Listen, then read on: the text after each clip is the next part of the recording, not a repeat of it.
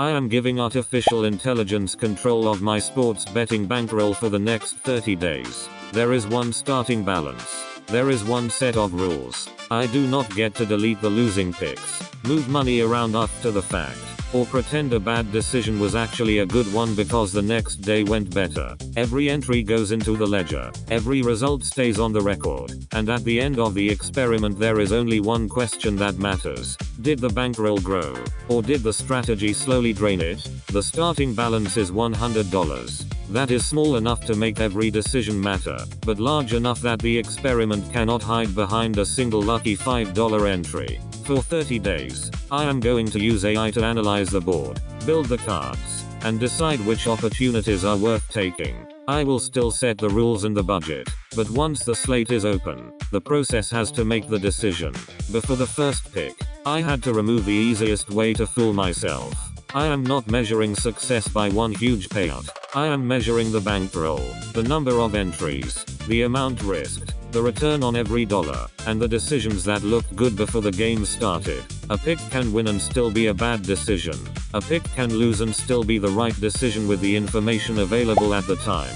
If I cannot separate those two things, I am not running an experiment. I am just collecting screenshots. The rules are simple. The bankroll starts at $100. No single entry can risk more than 5% of the current balance. I cannot chase a loss by increasing the next stake.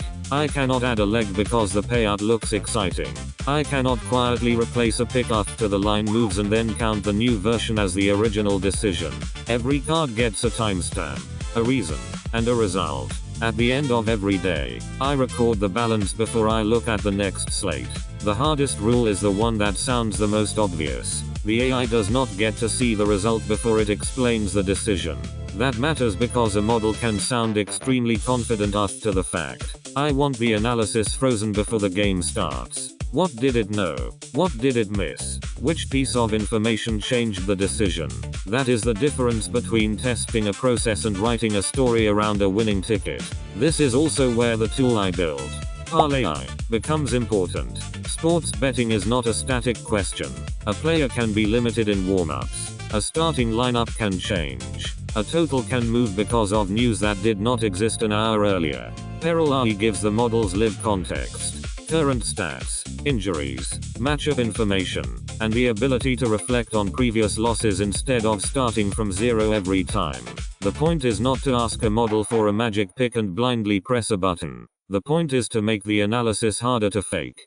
ParlAI can put several models on the same card, show where they agree, show where they disagree, and let me decide whether the disagreement is useful or just noise. I can use one model when it has the cleanest read, or bring in several when the slate is complicated. The process is built around the board in front of us, not a generic answer copied from yesterday. For this experiment, the most important output is not the green check mark.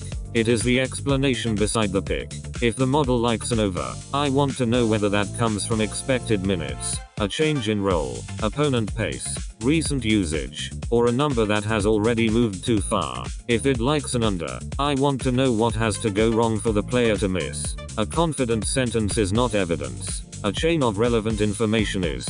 Keeping the bankroll fixed matters because a losing day creates pressure to make the next card do extra work.